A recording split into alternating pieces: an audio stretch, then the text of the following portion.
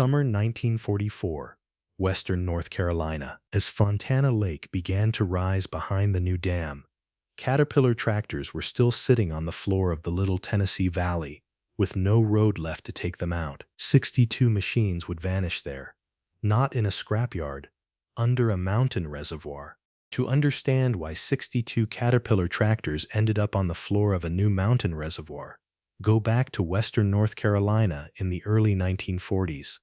The place was the Little Tennessee River Valley, narrow, steep, and quiet compared to the industrial centers the war depended on. That changed in 1942, when the Tennessee Valley Authority pushed forward with Fontana Dam, a project built under wartime urgency and at a scale the region had never seen. The dam was not simply another New Deal structure. It was a power plant for war. Aluminum production at Alcoa, nitrate works, defense industry loads across the Tennessee Valley, all of it demanded electricity, and quickly. Fontana rose in Graham County, hard against the Smokies, in terrain that made every yard of construction more difficult. Roads were limited. Rail access was indirect. Weather turned work areas into mud, then into rock again. The river ran through a confined mountain corridor that gave engineers very little room to stage material, equipment, and spoil. On paper, crawler tractors were exactly the machines for that environment. On the ground, they became the backbone of the entire job. The tractors working Fontana were not there for one neat, isolated purpose. They cut access roads into the slopes above the river. They pushed spoil from excavation faces. They hauled and graded aggregate routes, shaped embankments, worked around cofferdam zones, and kept material moving between quarry, batch plant, and construction platform. Some were Caterpillar 35s and Caterpillar 40s, older gasoline crawlers still capable of steady grading work. Others were heavier track-type tractors in the Caterpillar 60 class, the kind of machines that could stay under load for long hours on rough mountain ground. In a project where haul roads changed constantly and surfaces rarely stayed stable, steel tracks mattered more than speed. What made Fontana different from the better-known desert dam jobs was the setting. This was not open country with room to spread out surplus machinery at the end. It was a valley, a deep one. Once the closure gates were in and impoundment began, anything left in the basin had a deadline. The water would not wait for an auction schedule, a resale market, or a clean removal plan. By 1942, thousands of workers were converging on the site. Temporary housing expanded at a pace the old mountain communities had never seen. Entire support systems had to be built around the dam before the dam itself could be finished. Machine shops, fuel storage, maintenance pads, access grades, cableways, quarry roads, all of it depended on crawler tractors. A bulldozer was not a side character on a job like Fontana. It was the machine that made the next machine possible. That matters because the 62 tractors later left behind were not random scrap. They were part of a working fleet assembled to solve a specific wartime construction problem in brutal terrain. Many had already absorbed years of punishing service by the time the dam neared completion. Track chains were stretched. Rollers and idlers had seen abrasive mud, crushed stone, and steep side loading. Engines had worked under continuous mountain grades where cooling, traction, and maintenance were constant concerns.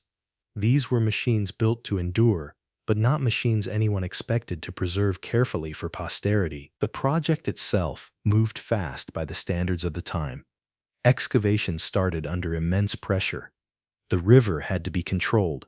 Foundation work had to advance. Concrete placement had to keep pace with a war schedule that did not care about Appalachian weather or procurement delays.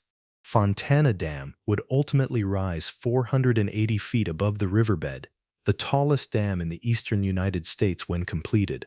That number shaped everything below it. Every road cut, every staging bench, every temporary work platform inside the future reservoir zone existed with one fact hanging over it.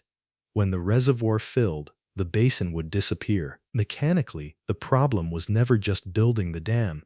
It was building the dam while also deciding what could realistically be removed before the lake took the valley. Heavy equipment is easy to imagine as permanently valuable, but wartime economics distorted that calculation. Some machines were still useful enough to keep. Others were worn to the point where transport out of a mountain basin over temporary roads, with rail cars and new contracts competing for priority, no longer made financial sense. On paper, a tractor could be moved. On site, conditions changed everything. The reason matters. By 1944, the United States was deep into World War II. Labor was tight. Rail capacity was under pressure. Steel, fuel, transport, and replacement parts all moved inside a war economy. A crawler tractor at the end of a hard dam contract was not judged only by whether it could still run. It was judged by whether it was worth recovering, rebuilding, and hauling out compared to what the same effort could do elsewhere. Some Fontana machines would leave under their own power, or by planned removal. Others had reached the point where the valley itself became their final yard. To understand how that happened, you have to look at the geography of the basin. The future lake stretched back through a long flooded reach, swallowing roads, farmsteads, timber ground, bridge approaches, and construction areas in sequence. As the closure phase approached, crews were working against elevation. Lower work zones went first, then staging areas, then machine routes that had existed only to serve the construction period. Every day the window narrowed. A tractor parked low in the basin was not simply parked. It was being overtaken by a schedule written in rising water. In Fontana was not an ordinary post-project abandonment case. At Boulder Dam, surplus machines could be lined up in desert air. At Fontana, the same end came underwater. The fleet did not become a boneyard visible from a road or rail line. It became a submerged machine field on the floor of a new reservoir, hidden under what became Fontana Lake. By the time impoundment began in 1944, the outcome for dozens of Caterpillar tractors was already being set. Some were stripped for usable components. Some were cannibalized to keep better units moving through the final phase. Some were simply too deep in the basin, too worn, too costly to justify extraction. Then the margin disappeared. The temporary roads fell quiet. The lower benches vanished.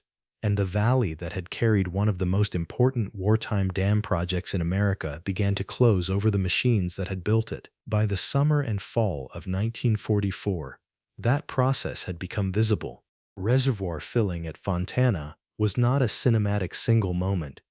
It was a slow erasure. Water advanced through the lower reaches of the basin first, taking roads, work pads, timber clearings, and haul routes in stages. A machine could still be running in the morning on a bench above the old river channel and be cut off from practical removal not long after, simply because the route behind it had turned soft, narrow, or submerged. The tractors were not trapped by one mistake. They were trapped by timing, wear, and a valley closing in sequence. Some units were still serviceable enough to leave. Those were the first priority.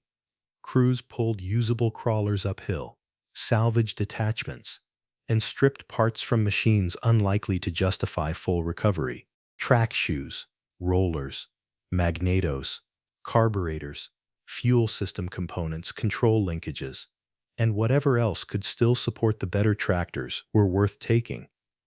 But salvaging a machine is not the same as saving it. Once the parts with the highest value were removed, the remaining chassis became something closer to dead weight, tons of worn steel sitting in a basin with less road every week. On paper, the decision seems harsh. In wartime America, why leave steel behind at all? The answer is physical. A worn crawler tractor in steep mountain country is not a crate that can simply be lifted and shipped.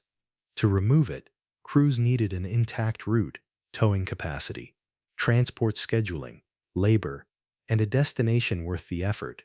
Some of the Fontana tractors had already given years of hard service under abrasive mud, quarry stone, and constant grade work. Undercarriages were near the end of their economic life. Engines were tired. Final drives had absorbed punishment that no auction listing would fully reveal. The machine was not fighting only age. It was fighting arithmetic. That is why the number matters. 62 Caterpillar tractors were left on the floor of the new reservoir. Not one. Not a rumor about a single forgotten machine. A fleet. A machine graveyard created not by sudden disaster, but by project completion under wartime pressure in a place where the water permanently erased the evidence. What happened next was not a mystery of luck. It was a matter of ground, steel, economics, and time. As the lake rose, the final stage of abandonment became brutally simple. Machines that would not be recovered were parked, stripped where practical, and left in place in the lower basin. Some likely stood where they had last worked. Others were moved to areas already judged expendable. Then the water came over the old grades, into the cuts, across the staging flats, and over the tractors themselves. First the tracks disappeared, then the belly pans and main frames, then the hoods and operator platforms. The basin closed over them exactly as the schedule said it would. The site is quiet now, but the logic of the operation remains. Fontana Lake was created to serve a war-driven power demand, and the tractors on its floor were part of the cost of doing that work at speed in a confined Appalachian Valley. They had helped build cofferdams, roads, quarry routes, and the dam approaches that made concrete placement possible. Then, when the project no longer needed all of them, their remaining value was judged against the effort required to drag them out of a drowning basin. Many did not make that cut. Mechanically, submersion ended one story and preserved another. In open air, abandoned tractors in a southern mountain climate would have been stripped quickly, weathered hard, and likely scrapped in pieces. Under reservoir conditions, the outcome changed. Water, sediment, and low oxygen burial can slow some forms of deterioration while accelerating others. Exposed steel corrodes. Painted surfaces fail. Seals, wiring, upholstery, and rubber do not survive in any meaningful sense. But heavy castings, track frames, blade structures, and engine blocks can remain as recognizable machine forms for decades if they settle undisturbed in silt. The machines are gone as working tractors. The record of what happened to them is not. That is part of what gives the Fontana story its weight. Boulder Dam left a visible desert boneyard. Fontana created a hidden one. The tractors were not abandoned in rows where workers could come back for a final look. They were left in a basin that became a lake, out of sight almost immediately once impoundment advanced. Over time, the public memory of the fleet blurred into fragments, old TVA references, local recollections, diver reports, scattered mentions of Caterpillar tractors on the reservoir floor. But the broad fact endured. A major wartime dam had consumed a machine fleet so completely that dozens of tractors ended their service underwater. The consequence was larger than the machines themselves. Fontana Dam entered operation as one of the most important power projects in the eastern United States. Its hydroelectric output fed aluminum production and war industry loads that Washington considered essential. The dam still stands, the reservoir still fills the valley, the electricity still matters. That continuity is what makes the machine story worth telling. The tractors did not vanish into legend because they were unimportant. They vanished because the project succeeded. There is a hard industrial truth in that. On great construction jobs, machines are often remembered only when they fail dramatically, explode, slide, burn, or kill. But some of the most consequential machine losses happen quietly, inside successful projects, when the schedule moves on and the site itself is transformed. Fontana is one of those cases. The fleet was not defeated by one catastrophic event. It was used until the economics narrowed, the routes disappeared, and the reservoir made further recovery irrational. If this kind of industrial history matters to you, subscribe. That is what this channel is built for. Real machine stories, real places, real consequences. Now back to Fontana. What remains today is not just a submerged collection of old Caterpillar tractors. What remains is a record of how America built under pressure. Wartime urgency compressed every decision at Fontana. Finish the dam, secure the power, move what is worth moving. Strip what can still serve, leave the rest before the water takes the basin. That sequence may feel cold, but it was not careless. It was the logic of a country building at war speed with limited margin, and that is why these 62 tractors still matter. They represent the temporary machinery behind permanent infrastructure. They were not the dam, but the dam could not have been built without them. They cut the roads, pushed the spoil, shaped the work zones, and carried the burden of terrain that gave engineers almost no extra room. Then they were left behind in the same valley they had helped transform. The machines are gone from the surface. The consequences are not. Fontana Lake still covers the grades they worked on. Fontana Dam still rises above the Little Tennessee, and somewhere under that water, in silt and cold reservoir darkness, the remains of those Caterpillar tractors still mark the floor of a wartime construction site that was never meant to be seen again. That would not be the last time a major American project left heavy equipment behind when removal no longer made sense. But few did it on this scale, and fewer still hid the evidence under a mountain lake. That is why Fontana belongs in the archive.